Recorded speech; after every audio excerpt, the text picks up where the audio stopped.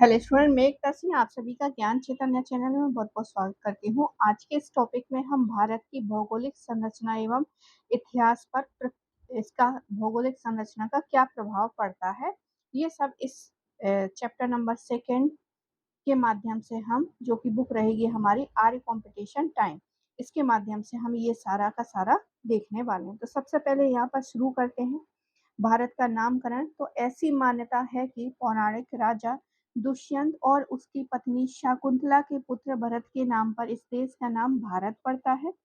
भरत नाम सर्वप्रथम हमें कहाँ पर मिलता है? तो ऋग्वेद, जो कि हमारा प्राचीनतम वेद है, ऋग्वेद में मिलता है भरत नाम। एक भूभाग के रूप में भारतवर्ष शब्द जो है सर्वप्रथम प्रथम शताब्दी ईसा पूर्व के खारवेल के हाथी गुफा अभिलेख में मिलता है। भारतवर्ष अर्थात भरतों का देश।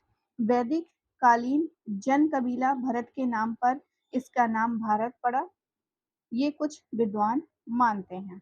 अशोक के अभिलेखों में भारत का नाम जम्बू द्वीप मिलता है। जम्बू नामक वृक्ष की उपलब्धता के कारण इसका नाम जो है जम्बू द्वीप पड़ता है। तो यहाँ पर भारत की नामकरण है और वो हमें बताता है कि किस प्रकार से पड़ा है। तो सबसे पहले जो कि हम सबको पता है कि पौराणिक राजा है दुष्यंत और उसकी पत्नी, और उन दोनों से जो पुत्र उत्पन्न हुआ उसका नाम भरत, और भरत के नाम जो है हमें ऋग्वेद में मिलता है। दूसरा हमको मिलता है खारवेल के हाथी गुफा अभिलेख से, और ये है भारतवर्ष। फिर उसके बाद वैदिक कालीन हम देखते हैं कि भारत एक जन कबीला हुआ करता था, तो कबीले का नाम भरत था। फिर हमें देखने को मिलता है अशोक। अशोक में भी जो है जम्बूद्वीप बोला है, ना कि यहाँ पर भारत नाम दिया है। सिंधु नदी के पूर्व क्षेत्र के लिए फारसियों ने फारसी शब्द हिंदू शब्द का प्रयोग करने लगे। हिंदू जो कि सिंधु नदी से ही बना है। तो सिंधु नदी के पूर्ववर्ती, मतलब सिंधु नदी के जो पूर्ववर्ती क्षेत्र वाले इलाके हैं उसको हिंदू शब्द प्रयोग किया किन्होंने? फारसियों ने। अरबी लोगों ने इस क्षेत्र को अल हिंद नाम दिया। तो अरबी लोग क्या नाम देते हैं? अल हिंद। और तुर्क मुसलमानों ने हिंदुस्तान और उनकी ही भाषा को हिंदवी नाम दिया। हिंदू शब्द की व्युत्पत्ति सिंधु नदी के नाम से हुई। तो ये जो हम हिंदुस्तान हिंदू जो है वो किससे पड़ता है? सिंधु नदी के नाम से धीरे धीरे जो है लोग कहने लग जाते हैं और फिर वो एक नाम पड़ जाता है। फारसवासी आधुनिक ईरान सा का उच्चारण हा के रूप में करते हैं। अब ये पड़ा क्यों? क्योंकि सिंधु का जो सा है वो उच्चारण में उनको सा नहीं निकला, क्या निकला? हा। तो सिंधु की जगह उन्होंने हिंदू पढ़ा, इसलिए उन्होंने सिंधु का उच्चारण हिंदू के रूप में किया। अतः सिंधु नदी के पूरब में जो लोग रहते हैं उन लोगों को उन्होंने हिंदुस्तान कहकर पुकारा। हिंदुस्तान नामक नामक का प्राचीनतम प्रयोग जो है 262 ईस्वी में उत्कीर्ण सासानिय शासक शाहपुर प्रथम के नक्श ए रुस्तम लेख से मिलता है। ये लेख जो है ईरानी, पहलवी और ग्रीक यूनानी भाषा में है। यूनानियों ने इस देश को इंडस कहा, क्योंकि जो सिंधु नदी है उसको इंग्लिश में इंडस रिवर बोलते हैं, इसलिए जो यूनानी आए उन्होंने इंडस बोल दिया। सर्वप्रथम हेरोडेटस ने ये जो है इंडिया नाम का जो है यूज किया था। यूनानी और रोमवासी सिंधु को इंडस और उसके पूर्व की भूमि को इंडस कहा जाने लगा। मनुस्मृति में पूर्वी समुद्र से लेकर पश्चिमी समुद्र तक, हिमालय से लेकर विंध्याचल के बीच के भागों को आर्यवृत्त कहा गया। राजशेखर की काव्य मीमांसा में भी नर्मदा नदी के उत्तर के भाग को आर्यवृत्त कहा गया। विष्णु पुराण जो है उसमें समुद्र के उत्तर और हिमालय के दक्षिण में जो कल्पित है वो है भारत देश है, और वहां की संतानें भारतीय हैं।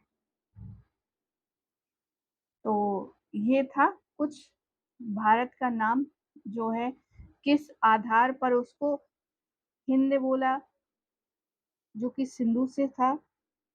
भारत का जो भरत कबीले से था या दुष्यंत के और शकुंतला के पुत्र भरत से उसका नाम जोड़ा गया है, जम्बूद्वीप बोला गया है। और सिंधु को ही फिर यूनानी इंडस रिवर कहते थे, तो इसलिए इसको इंडिया बोला गया। तो इस तरह से इसका जो नामकरण है वो विभिन्न लोगों ने उसको विभिन्न विभिन्न नाम दिए। अब देखते हैं भारत में नृजातीय तत्व। बी.एस. गुहा ने सीरियस सूचकांक के आधार पर भारत की आदिम जातियों को 6 भागों में डिवाइड किया है। किसने? बी.एस. गुहा ने। मतलब यहाँ पे जो लोग रहते हैं वो कौन सी जाति के हैं, कहाँ से आए हैं, तो 6 भागों में डिवाइड करके बोला है बी.एस. गुहा ने।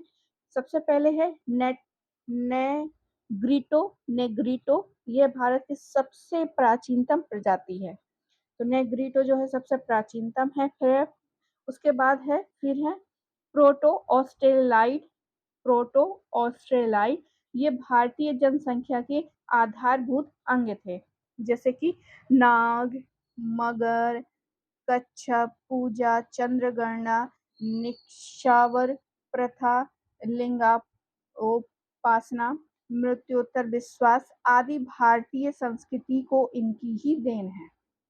आगे है मंगोलाइड। इनकी भाषा जो है चीनी तिब्बत समूह की भाषा से मिलती है। तंत्र, वामाचार, शक्ति पूजा आदि जो है धार्मिक कृत्यों का आविर्भाव जो है मंगोल जाति के प्रभाव की देन है। मेडिटेरेनियन मेडिटेरियन जो है भूमध्य सागरीय। इस प्रजाति के वंशज भारत में बड़ी संख्या में विद्यमान है। सामान्यतः इस प्रजाति का संबंध जो है द्रवण यानी कि द्रमिल जाति से है। नौ परिवहन, कृषि, व्यापार, वाणिज्य, नगरीय सभ्यता का भारत में सूत्रपात इसी प्रजाति की देन थी। नार्डिक जो है इस प्रजाति को आर्यों का प्रतिनिधित्व तथा हिंदू सभ्यता का जनक कहते हैं। किसको? नार्डिक को। आर्य जो है वस्तुतः एक भाषिक पद है। और छठवां जो है पश्चिमी बेकाई सेफलस, अल्पाइन और डिनारिफ जो है आर्मीनाइट, इन सबको कहा गया है।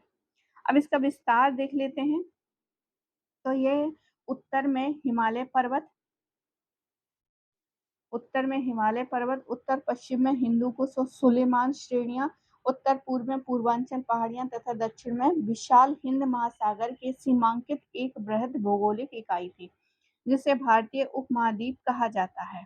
भारतीय उपमहाद्वीप के अंतर्गत पाकिस्तान, नेपाल, भूटान, बांग्लादेश, भारत सहित कुल 5 देश आते हैं।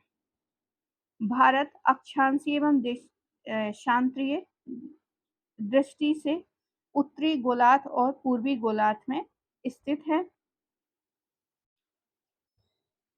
लैटिट्यूड और लॉन्गिट्यूड के आधार पर ये जो है उत्तरी गोलार्ध और पूर्वी गोलार्ध में स्थित है।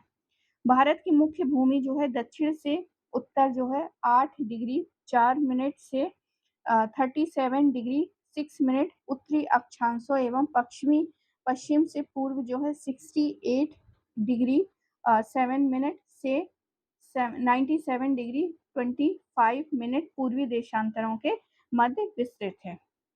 अब इसका कुछ यहाँ पर देख लेते हैं कि 82 डिग्री पूर्वी देशांतर इसके लगभग मध्य से होकर गुजरती है, जो कि देश का मानक समय है। तो देश का मानक समय जब ज्योग्राफी पढ़ते हैं तो हम देखते हैं कि देश का मानक समय की जो लाइन है कहाँ से गुजरी है,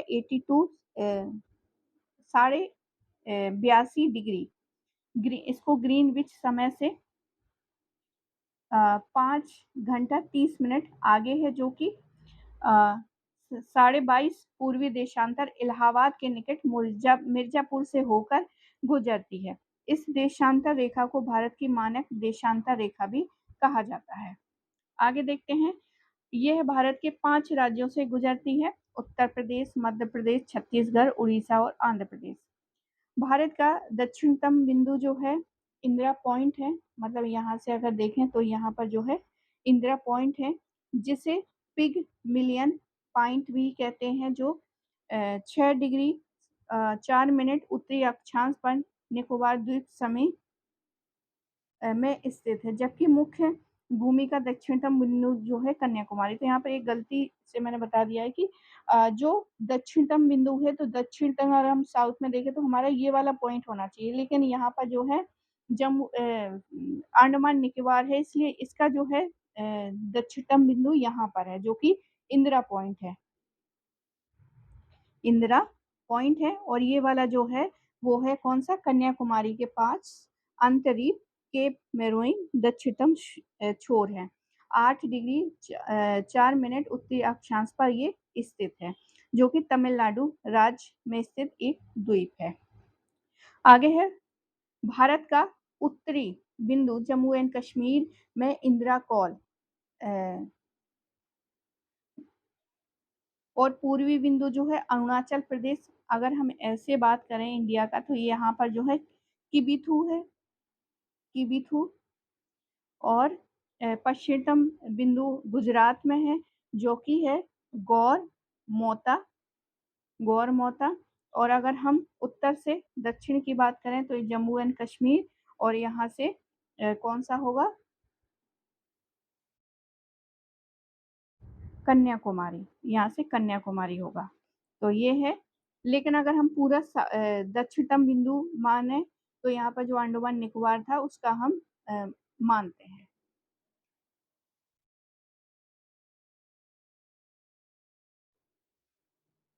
आगे देखते हैं। अब कर्क रेखा, कर्क रेखा भी भारत के मध्य से गुजरती है। यह भारत के जिन प्रदेशों से होकर गुजरती है वे है कौन से, गुजरात, राजस्थान, मध्य प्रदेश, छत्तीसगढ़, झारखंड, पश्चिम बंगाल, त्रिपुरा और मिजोरम। कर्क रेखा, कर्क रेखा जो है भारत को लगभग 2 भागों में डिवाइड करती है। तो अगर हम कर्क रेखा की बात करें तो ये जो है लगभग 2 भागों में ये डिवाइड कर देती है क्योंकि ये यहाँ से गुजरती है। कर्क रेखा जो कि 23.5 डिग्री उत्तरी अक्षांश पर स्थित है, जिसका हिस्सा उष्ण कटिबंधीय और उत्तरी हिस्सा जो है उपोष्ण, मतलब ये जो है नॉर्थ वाला ये हो जाएगा हमारा उपोष्ण और ये वाला जो हिस्सा है वो हो जाएगा उष्ण कटिबंधीय। आगे देखते हैं। अतः भारत का विस्तार जो है उष्ण एवं उपोष्ण दोनों कटिबंध में है। भारतीय भूभाग की लंबाई पूर्व में पश्चिम तक अगर हम देखें, पूर्व यानी पश्चिम, यानी इस तरह से हमें लंबाई देखनी है। तो ये जो लंबाई है वो है 2933 किलोमीटर। अगर हम वही उत्तर से दक्षिण की बात करें, उत्तर से दक्षिण की बात करें तो ये जो होगी जम्मू एंड कश्मीर और जो हमारा दक्षिणतम बिंदु है वहां से तो हो गए 3214 किलोमीटर। अगर टोटल बात करें, टोटल होगा भारत का भौगोलिक क्षेत्र 32,87,263 वर्ग किलोमीटर है जो कि विश्व का क्षेत्रफल का 2.43% है। क्षेत्रफल की दृष्टि से भारत का रूस, कनाडा, चीन, यूएस, ब्राजील तथा ऑस्ट्रेलिया के बाद कौन सा स्थान आता है, 7वां स्थान आता है। भारत का स्थलीय सीमा की लंबाई 15,200 किलोमीटर है और मुख्य भूमि की तटीय सीमा की लंबाई 6,100 किलोमीटर है। द्वीपों समेत कुल टोटल तटीय सीमा हमारी कितनी है, 7516 किलोमीटर है। इस प्रकार भारत की कुल टोटल जो सीमा है वो ये निकल के आती है 22,716.5। अब आगे बात करेंगे। गुजरात की तटीय सीमा तो सबसे लंबी है क्योंकि इसमें सर्वाधिक क्रीक है। सबसे छोटी तटीय सीमा किसकी है, गोवा की है। देश में टोटल 28 राज्य हैं, वर्तमान में 28 राज्य हैं और 8 केंद्र शासित प्रदेश हैं। अंडमान एवं निकोबार, चंडीगढ़, जम्मू एंड कश्मीर, लद्दाख, दिल्ली, पांडिचेरी, लक्षद्वीप, दमन एवं दीव दादरा एवं नगर हवेली प्रदेश हैं। भारत के पड़ोसी देश, भारत के निकटतम पड़ोसी देश अगर हम बात करें तो पाकिस्तान, अफगानिस्तान, चीन, नेपाल, भूटान, म्यांमार, बांग्लादेश, श्रीलंका भारत का सबसे निकटतम समुद्री पड़ोसी देश है, जबकि इंडोनेशिया दूसरा निकटवर्ती समुद्री देश है। आगे है पाकिस्तान। पाकिस्तान की सीमा को स्पष्ट करने वाले भारतीय राज्य और केंद्र शासित प्रदेश लद्दाख, जम्मू एंड कश्मीर, पंजाब, राजस्थान, गुजरात हैं। अफगानिस्तान से कितनी सीमा लगती है, कितने किलोमीटर, तो 80 किलोमीटर की सीमा को स्पष्ट करने वाला एकमात्र भारतीय प्रदेश जो है लद्दाख है। भारत एवं अफगानिस्तान के बीच एक जो रेखा खींची गई है उसको डूरंड रेखा भी कहते हैं। चीन की सीमा कितनी लगती है, तो 3,917 किलोमीटर की सीमा को स्पष्ट करने वाला भारतीय राज्य है। केंद्र शासित प्रदेश 6 जम्मू कश्मीर, लद्दाख, हिमाचल प्रदेश, उत्तराखंड, सिक्किम तथा अरुणाचल प्रदेश स्पष्ट करते हैं। भारत एवं चीन के बीच एक लाइन है जिसको मैकमोहन लाइन भी कहते हैं। आगे है नेपाल की बात करें तो 1752 किलोमीटर की सीमा को स्पष्ट करने वाला राज्य जो है कौन कौन से हैं, 5 राज्य हैं, उत्तराखंड, उत्तर प्रदेश, बिहार, पश्चिम बंगाल, सिक्किम है। म्यांमार से 1458 किलोमीटर की सीमा को स्पष्ट करने वाले भारतीय राज्य कौन कौन से हैं, अरुणाचल प्रदेश, नागालैंड, मणिपुर और मिजोरम है। बांग्लादेश की सीमा को स्पष्ट करने वाले भारतीय राज्य 5 हैं, मिजोरम, त्रिपुरा, असम, मेघालय तथा पश्चिम बंगाल है। भूटान जो है 587 किलोमीटर की सीमा को स्पष्ट करने वाले भारतीय राज्य जो हैं 4 हैं, सिक्किम, बांग्लादेश, पश्चिम बंगाल, असम और अरुणाचल प्रदेश। 8 राज्यों की सीमा को छूने वाला राज्य जो है वो है उत्तर प्रदेश, 7 राज्यों की सीमा को छूने वाला है असम, 6 राज्यों की सीमा को छूने वाला है छत्तीसगढ़ और महाराष्ट्र, 1 राज्य की सीमा को स्पष्ट करने वाला है मेघालय और सिक्किम। तटीय राज्य कितने हैं, 9 हैं। भारत का सीमांत गर्त क्षेत्र आगे जो है समुद्र की ओर 12 समुद्री मील लगभग 21.9 किलोमीटर है। तो ये मोटी मोटा बातें हैं जो कि हमारे इंडिया से रिलेटेड है वर्तमान में, तो इसको समझेंगे तो हिस्ट्री की समझ हमारी ज़्यादा गहरी होगी, इसलिए इस बुक में इन सब चीज़ों का भी मेंशन किया गया है। आगे देखते हैं, अब भारत के भौगोलिक भाग देखते हैं।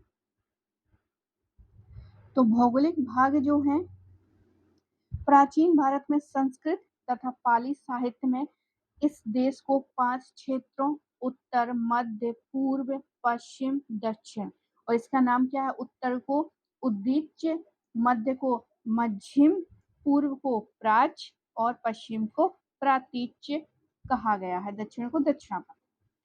हेंग सांग इन्हें ही 5 इंडीज यानी पंच भारत कहता है। तो कभी एग्जाम में पूछा जाए कि हेंग सांग के द्वारा 5 इंडीज कौन कौन से थे, तो याद रखिए उदीच्य, मध्यम, पूर्व, पश्चिम और दक्षिणतम। पश्चिम को प्रातीच्य कहा गया है। तो ये पंच भारत जो कि हेंग सांग ने कहा है। आगे देखते हैं, मत्स्य पुराण के अनुसार भारत के 9 भाग हैं। कौन कौन सी, इंद्रद्वीप, केसुरी, ताम्रपर्णी,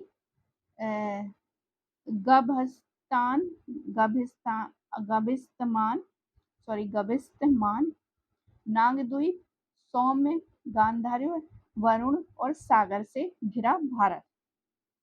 ये थे टोटल 9 भाग।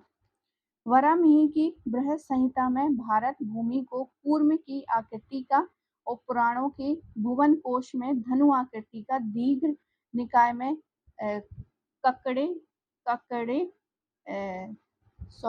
छकड़े की भांति तथा महाभारत में सम त्रिभुजाकार त्रिभुज की भांति बताया गया है। तो यहाँ पर सिर्फ उनकी आकृति याद रखने, जैसे बारहमिहिर में कूर्म, पुराणों में धनु आकृति, महाभारत में समभुजाकार आकृतियां। आगे है भारत के संपूर्ण क्षेत्रफल का 10.7% पर्वतीय भाग, जो समुद्र तल से 2135 मीटर ऊंचाई पर स्थित है। 18.6 18.6 जो है प्रतिशत पहाड़ियां हैं। 27.7% जो है पठारी क्षेत्र, जो कि 305 से लेकर 915 मीटर ऊंचा, और 43% भूभाग मैदानी है। उच्चावच के लक्षणों के आधार पर भारत के भौतिक जो है कितने हैं। सबसे पहला है हिमालय पर्वतीय, फिर उत्तर का मैदान, फिर प्रायद्वीपीय और तटीय मैदान और द्वीप समूह। अब इसको समझ लेते हैं थोड़ा सा। जैसे मान लीजिए यहाँ पर ये इंडिया है, ये इंडिया है,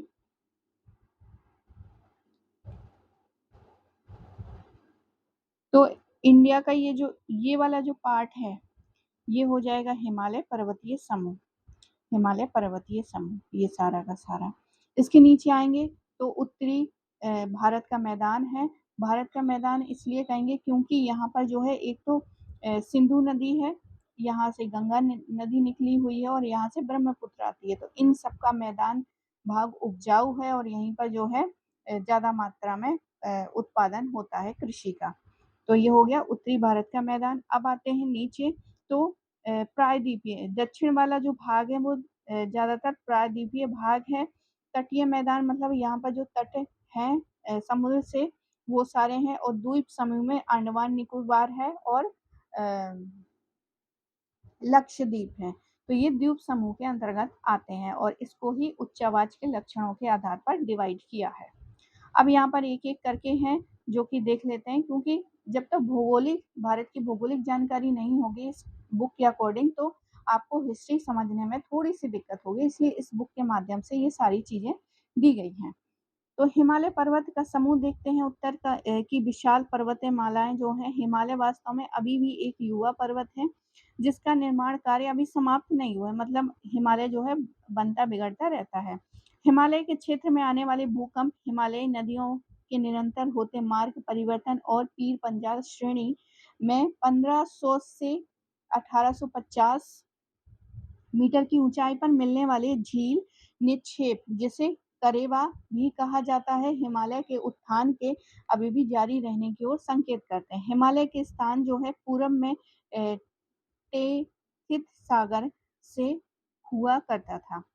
हिमालय पश्चिम से पूरब की ओर 2400 किलोमीटर लंबाई से एक चाप के आकार में फैला हुआ है। उच्चावच के आधार पर इसे निम्न भागों में डिवाइड किया गया है। तो सबसे पहला महान हिमालय, ग्रेटर हिमालय, बृहद हिमालय या सर्वोच्च हिमालय कहेंगे।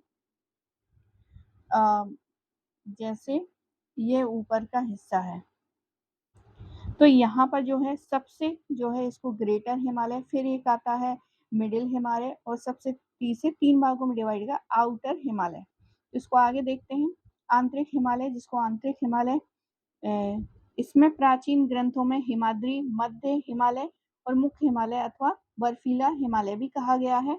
यह पश्चिम में सिंधु नदी के मोड़ के पास से पूर्व में ब्रह्मपुत्र नदी के मोड़ तक जो है 2400 किलोमीटर लंबाई तक एक चाप के आकार से टेढ़ी रेखा के समान फैला हुआ है। बृहद हिमालय की औसत ऊंचाई जो है 6000 किलोमीटर, जिसकी सभी चोटियों हिम से ढकी रहती हैं।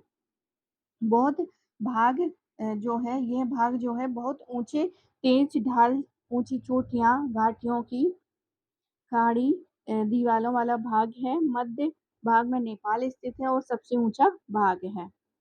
अब यहीं पर जो है उच्चतम चोटियां या पर्वत श्रृंखलाएं पाई जाती हैं, जैसे माउंट एवरेस्ट जो कि नेपाल में है। गोल्डविन आस्टेन जो है, जिसकी ऊंचाई जो है 8611 मीटर है, भारत में है। गोल्डविन कंचनजंगा भारत में है। मकालू नेपाल में है। धौलागिरी भी नेपाल में है। तो माउंटेन मकालू धौलागिरी ये कहाँ पर है? नेपाल में है। गंगोत्री और यमुनोत्री नदियां महा हिमालय से ही निकलती हैं। काराकोरम यानी कृष्णागिरी जो है लद्दाख जस्कर श्रेणी महा हिमालय में है। लघु या मध्य हिमालय या हिमाचल श्रेणी जो है मतलब मिडिल हिमालय की यहाँ पे बात हो रही है। अभी तक हमने जो है ग्रेटर हिमालय की बात की थी, अब जो बीच वाला है उसकी हम बात करेंगे। तो ये जितना ग्रेटर हिमालय ऊंचा है ये उतना ऊंचा नहीं है, औसत ऊंचाई वाला है। लगभग 3000 मीटर की यहाँ पर पहाड़ियां पाई गई हैं। प्रमुख स्थल जो है वर्धक स्थल स्वास्थ्य वर्धक हैं, जैसे शिमला हो गए, मसूरी हो गए, चक्रात हो गए, नैनीताल हो गए, रानीखेत हो गए, दार्जिलिंग आदि। इसमें पूर्ण धारी वन मिलते हैं तथा ढालों पर छोटे मैदान मिलते हैं, जिन्हें कश्मीर में मर्ग तथा उत्तराखंड में बुगियाल और पयार कहते हैं। मध्य और महान हिमालय के बीच दो खुली घाटियां पाई जाती हैं। पश्चिम में कश्मीर की घाटी, जिसका क्षेत्रफल 4900 वर्ग किलोमीटर है। पूर्व में काठमांडू घाटी जो कि नेपाल में स्थित है। इसी क्षेत्र में पीर पंजाल और बनिहाल प्रमुख दर्रे हैं। पीर पंजाल और बनिहाल प्रमुख दर्रे हैं। पीर पंजाल धौराधर नाग टिब्बा और महाभारत श्रेणियां लघु हिमालय का ही भाग हैं। उप हिमालय या बाह्य हिमालय की बात करें, शिवालिक हिमालय की, तो ये पश्चिम में पोटवार बेसिन के दक्षिण से प्रारंभ होकर पूर्व की ओर कोसी नदी तक फैलती है। यह 2400 किलोमीटर लंबाई में स्थित है। इसकी औसत ऊंचाई से 600 मीटर है। शिवालिक को जम्मू में जम्मू पहाड़ियां तथा अरुणाचल प्रदेश में डाफला, मिरी, आबोर, मिशमी पहाड़ियों के नाम से भी जाना जाता है। शिवालिक हिमालय का सबसे नवीन भाग है। ऊंचा नीचा स्थल है, तेज ढाल है, भूस्खलन के कारण जमा हुआ अवसाद है तथा गहरी घाटियां यहाँ पाई जाती हैं। गोरखपुर के पास जो है डुंडवा, पूर्व की ओर चूरिया और मूरिया कहते हैं। इनकी घाटियों के पश्चिम में दून, देहरादून, कोटरी दून और पाटली दून और पूरब में हरिद्वार कहते हैं। अब हिमालय का प्रादेशिक वर्गीकरण देख लेते हैं। तो कश्मीर और पंजाब हिमालय की बात करेंगे।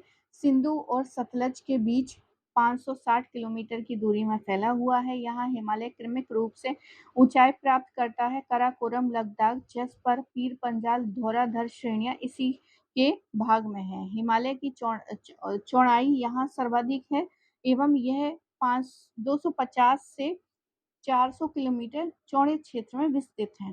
कुमायूं हिमालय की बात करें, ये सतलज और काली नदी के बीच स्थित है और 320 किलोमीटर की दूरी में फैला हुआ है। ये उत्तरांचल के क्षेत्र में विस्तृत है और नंदा देवी, कामेट, बद्रीनाथ, केदारनाथ, त्रिशूल आदि इसके प्रमुख शिखर हैं। नेपाल हिमालय ये काली और तीस्ता नदियों के बीच 800 किलोमीटर की दूरी में फैला हुआ है।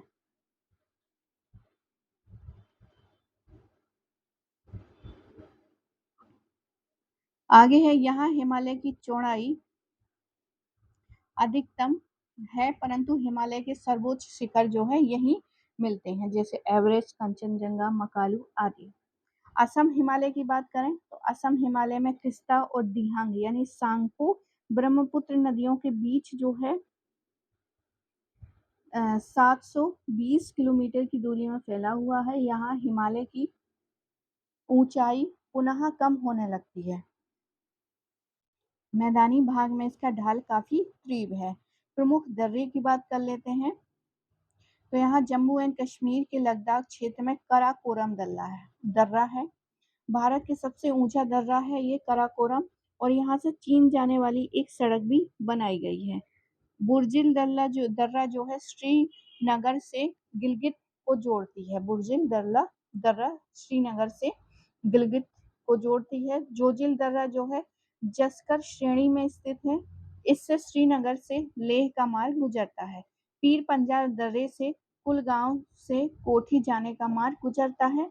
बनिहाल दर्रे से जम्मू से श्रीनगर जाने का मार्ग गुजरता है। जवाहर सुरंग भी इसी में स्थित है।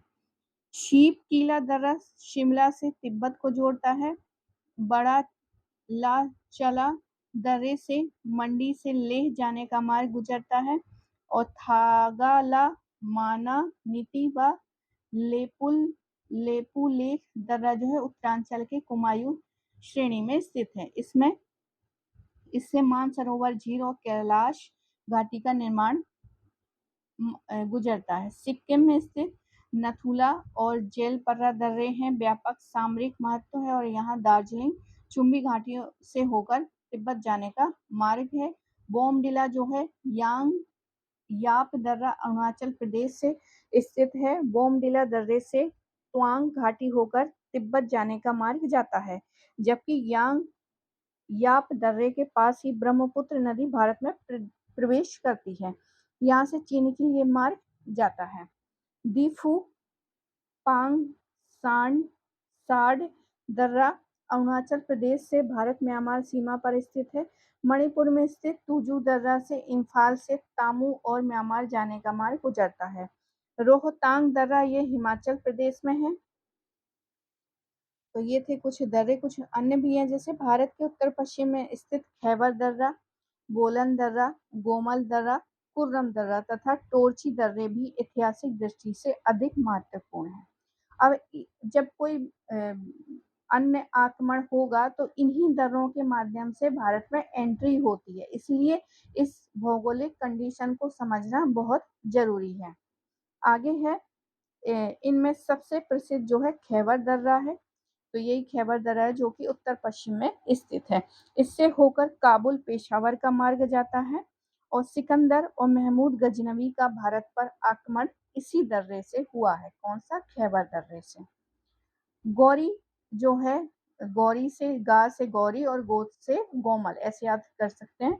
तो गौरी जो है गोमल दर्रे से आया था। मध्य युग तक प्रमुख विदेशी आक्रमण यूनानी शक पहलव कुषाण हूण तुर्क इन्हीं दर्रे से होकर आए हैं। ये दर्रे भारत का विदेशों से सांस्कृतिक एवं व्यापारिक संबंध स्थापित करने का साधन भी रहे हैं। फाहयान और हेंगसांग जैसे इन्हीं दर्रे से होकर भारत आए। भारतीय आर्यों का प्रवेश भी इन्हीं दर्रे से हुआ था। उत्तर पश्चिम में भारतीय उपमहादेश की वैज्ञानिक सीमा काराकोरम तथा हिंदू कुश पर्वत हैं। यहाँ सुलेमान सफेद को तथा किरथर पर्वत हैं। कहाँ की बात हो रही है? उत्तर पश्चिम में, जो भारत को अफगानिस्तान और बलूचिस्तान से पृथक करते हैं। बलूचिस्तान क्षेत्र कहाँ पर है? मकरान तट पर है। भौगोलिक दृष्टि से मेघालय का पठार उत्तरी पूर्वी पहाड़ियों का ही भाग है। इस पठार पर गारो, खासी और जैंतिया पहाड़ियां हैं। संरचनात्मक दृष्टि से मेघालय प्रायद्वीपीय पठार भाग है। हिमालय श्रृंखला को म्यांमार से अराकान योमा के नाम से जाना जाता है। अंडमान निकोबार द्वीप समूह हिमालय के ही भाग हैं। उत्तरी भारत का मैदान, तो भारतीय इतिहास में यह मैदान बहुत महत्वपूर्ण है। भारत की सभ्यता और संस्कृति का विकास इसी मैदान में हुआ है। मैदान की उपजाऊ मिट्टी, उपयुक्त जलवायु और पर्याप्त जल आपूर्ति के आधार पर ऐसी कृषि का विकास हुआ है जिसमें लोगों की जरूरत से ज्यादा उत्पादन होता है। इस अधिशेष उत्पादन से सभ्यता के विकास में बड़ा भारी योगदान किया गया है। उत्तरी मैदानी प्रदेश भारत का हृदय स्थल तथा संस्कृति तथा सभ्यता का पोषण कहलाती है। हड़प्पा संस्कृति का उद्भव विकास जो है सिंधु घाटी सभ्यता में, वैदिक सभ्यता का उद्भव पश्चिमोत्तर प्रदेश तथा पंजाब में तथा विकास पश्चिमी गंगा घाटी में हुआ है। लौह मूलक जो है मतलब वैदिक संस्कृति उत्तर वैदिक काल में, मध्य गंगा घाटी में फली फूली, तो और गुप्त युग में निचली गंगा घाटी तथा उत्तरी बंगाल उत्कर्ष हुआ। भारत के अधिकांश जो है समृद्धशाली साम्राज्यों तथा समृद्धशाली नगरों का निर्माण इसी क्षेत्र में हुआ है। कुरुक्षेत्र, तराइन, पानीपत रणस्थलियों में कई बार भारतवर्ष के भाग्य का निर्माण किया है। यहाँ स्थिति नदियों को वाणिज्य एवं संचार की धमनियां माना जाता है। कौन सा क्षेत्र? कुरुक्षेत्र, तराइन और पानीपत। आपने सुना होगा पानीपत का प्रथम युद्ध, पानीपत का द्वितीय युद्ध, पानीपत का तृतीय युद्ध। इसी तरह तराइन का भी है। तराइन का प्रथा पृथ्वीराज चौहान के साथ जो हुआ था, प्रथम, द्वितीय और एक अलग बाद में होता है तराइन का वो। कुरुक्षेत्र आपको पता होगा, कुरु में जो है महाभारत, ये सारी चीज़ें जो है हुई थी। तो हस्तिनापुर हो गया, प्रयाग हो गया, वाराणसी हो गया तथा पाटलिपुत्र, ये जो उस समय जो है राजधानियाँ हुआ करती थी। हस्तिनापुर जो है हरियाणा वाला है, प्रयाग जो है इलाहाबाद वाला है, वाराणसी उत्तर प्रदेश में है, पाटलिपुत्र पटना वाला, ये जो है मेन राजधानियाँ हुआ करती थी प्राचीन भारत में। अनेक नगर एवं राजधानियां नदी तट पर ही बसी थीं। भारत में सबसे प्राचीन बस्तियां अगर बात करें तो पहाड़ी इलाकों में तथा पहाड़ों के बीच की नदी घाटियों में स्थापित हुई। अब मैदान का विस्तार देख लेते हैं। तो यह मैदान जो है हिमाचल के दक्षिण में तथा प्रायद्वीपीय पठार के उत्तर में पूर्वी से पश्चिम तक फैला हुआ है। सिंधु के मुहाने से गंगा के मुहाने तक मैदान की लंबाई जो है 3200 किलोमीटर है। इसकी चौड़ाई 150 से लेकर 300 किलोमीटर तक है। उच्चावच की भिन्नता के आधार पर मैदान को विभाजित करता है 4 भागों में। कैसे? भाबर हो गया, तराई हो गया, बांगड़ हो गया और खादर हो गया।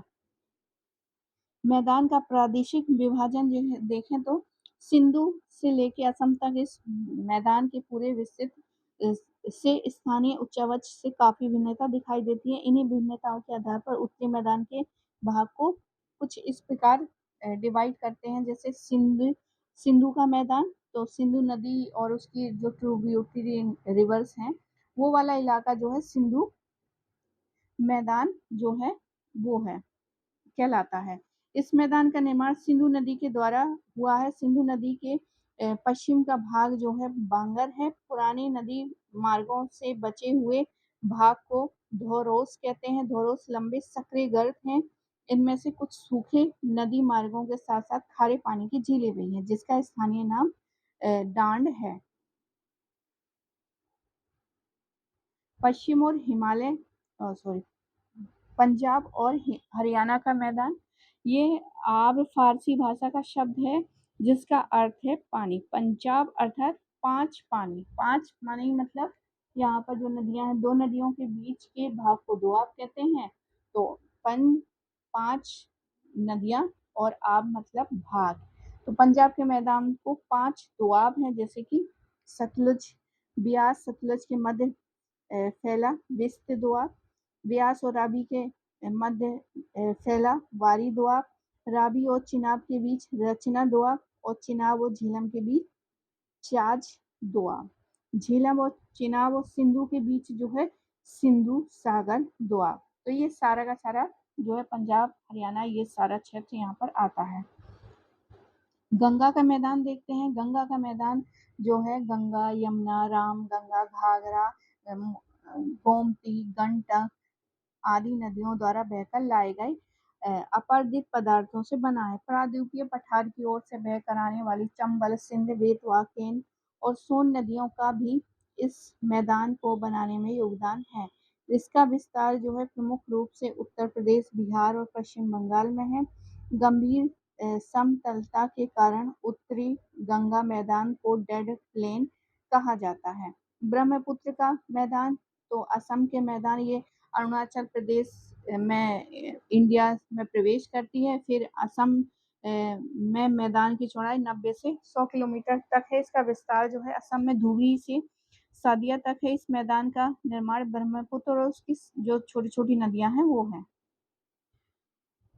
और वो जो नदियां लाती हैं अपदर्दित पदार्थ, उन्हीं से ये उपजाऊ बना हुआ है। वर्षा ऋतु में इस मैदान का अधिकतर भाग जो है ब्रह्मपुत्र की विनाशकारी बाढ़ों की चपेट में आ जाता है।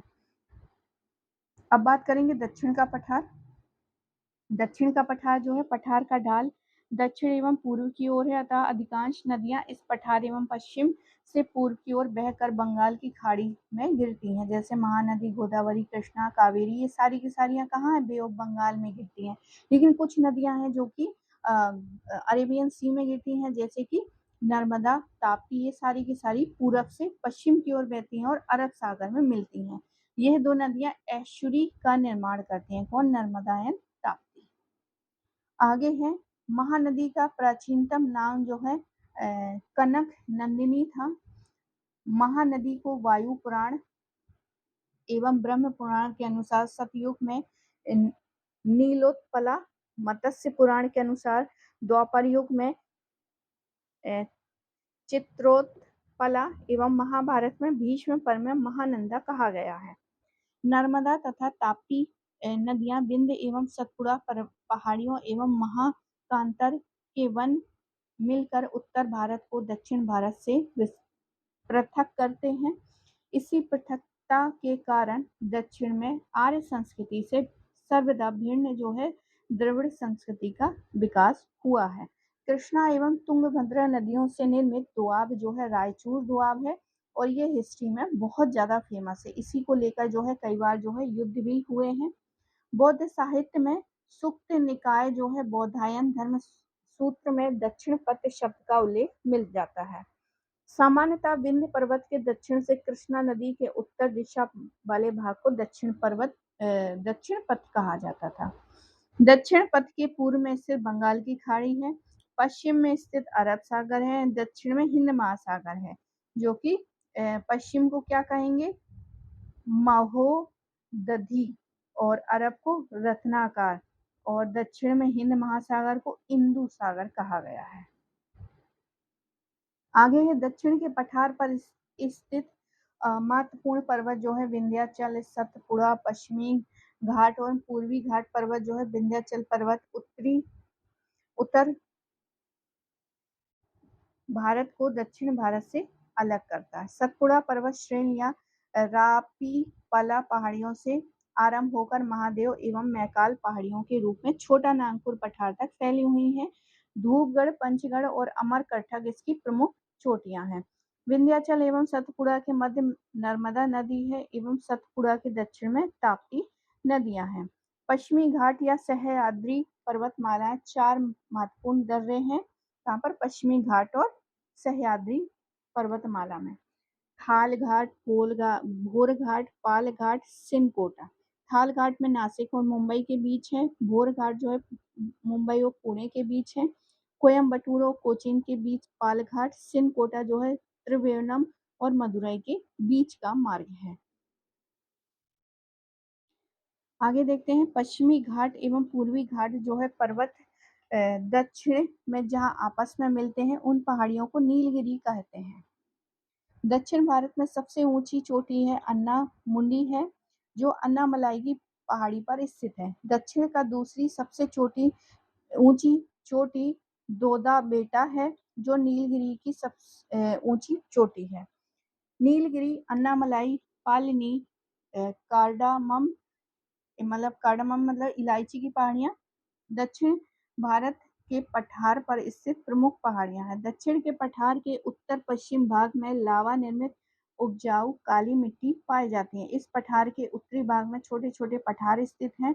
हाड़ौती का पठार, मालवा का पठार, बुंदेलखंड का पठार, बघेलखंड का पठार, छोटा नागपुर का पठार, रांची का पठार एवं पूर्व में मेघालय का पठार। अब हम बात करेंगे यहाँ पर तटीय मैदान। तो दक्षिण के पठार के पूर्व एवं पश्चिम क्रमशः पूर्वी एवं पश्चिमी तटीय मैदान है। इसका निर्माण या तो तटीय मैदानों को समुद्र तल से ऊपर उठ जाने या नदियों द्वारा मिट्टी के निक्षेपण से हुआ है। पूर्वी तटीय मैदान, यह मैदान उत्तर में स्वर्ण रेखा नदी को लेकर कन्याकुमारी तक है। इसके उत्तरी भाग को उत्तरी सरकार तट तथा दक्षिणी भाग को कोरोमंडल तट कहा जाता है। इस मैदान को दक्षिण में उत्कल का मैदान और उत्तरी सरकार तट कोरोमंडल तट में विभाजित किया गया है। अरिकामेडु, महाबलीपुरम तथा कावेरीपट्टनम के बंदरगाह कोरोमंडल तट पर अवस्थित हैं। मैदान के समुद्र के निकटवर्ती भाग में बालू के ढेरों की लंबी श्रृंखला मिलती है, जिसका निर्माण समुद्री लहरों ने किया है। इन बालू के ढेरों के कारण ही चिल्का यानी उड़ीसा, पुलिकट तमिलनाडु, कोलेरू आंध्र प्रदेश जैसी छिछली झीलों का निर्माण हुआ है। ऐसी झीलें जो है लेगून झील कहलाती हैं। पश्चिमी तटीय मैदान की बात करते हैं। यह मैदान जो है खंबात की खाड़ी से लेकर दक्षिण में कुमारी अंतरद्वीप तक फैला हुआ है। इसके भाग में कोंकण और दक्षिणी भाग जो है मालाबार तट कहते हैं। गुजरात के तट को सौराष्ट्र तट कहा जाता है। पश्चिमी तटीय मैदान की नदियां ज्वारमुख का निर्माण करती है। ये पूर्वी तटीय मैदान की अपेक्षा कम चौड़ा है। मालाबार तट पर लैंगूनों की अधिकता है।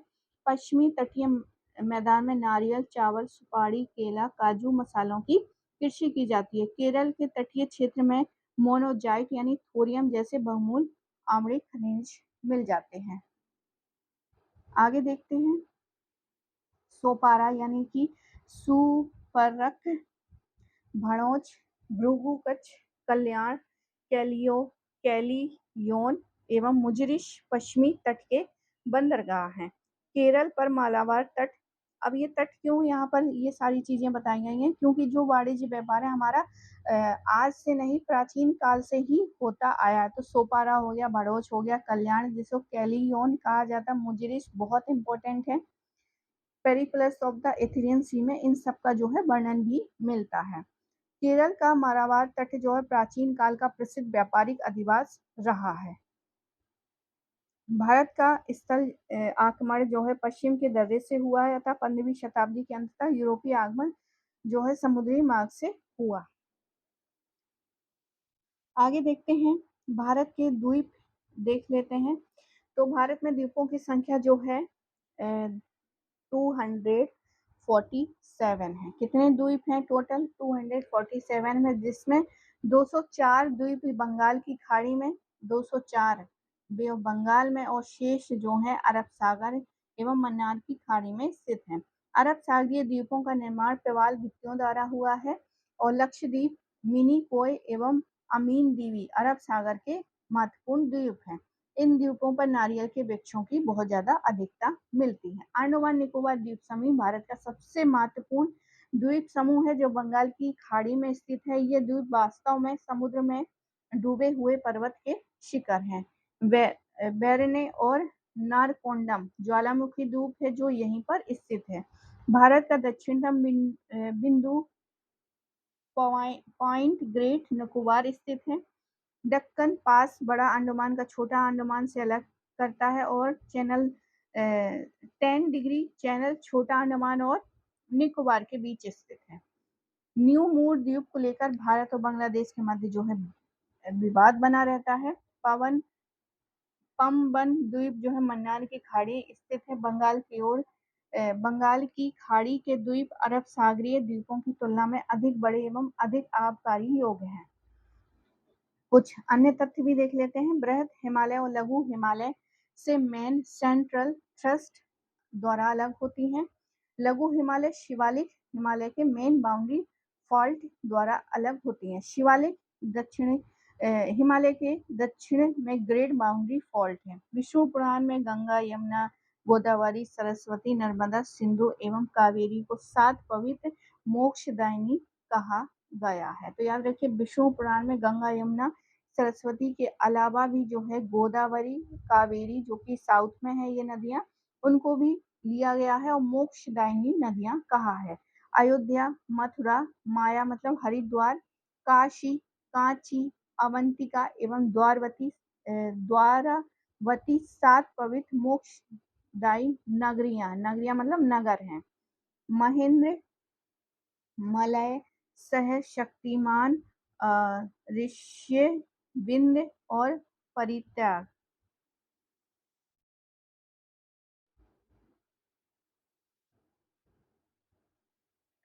तो ये सारे के सारे जो हैं पर्वत हैं। आगे देखते हैं पुराणों में 4 तीर्थ माने गए हैं जो कि इम्पोर्टेंट है। तो इम्पोर्टेंट में देख लेते हैं। पूर्व में श्वेत गंगा, पूर्व में पूरब वाले में है श्वेत गंगा, पश्चिम में गोमती कुंड यानी द्वारका, उत्तर में तप्त कुंड यानी बद्रीनाथ, दक्षिण में धनुष तीर्थ। तो ये थे कुछ भारत के भौगोलिक से संबंधित इस बुक के अकॉर्डिंग। तो आई होप आपको ये वीडियो पसंद आया होगा। पसंद आया हो तो प्लीज लाइक करें, शेयर करें, सब्सक्राइब करें। मिलते हैं हम अगले वीडियो में। पूरा वीडियो देखने के लिए आप सभी का बहुत बहुत धन्यवाद।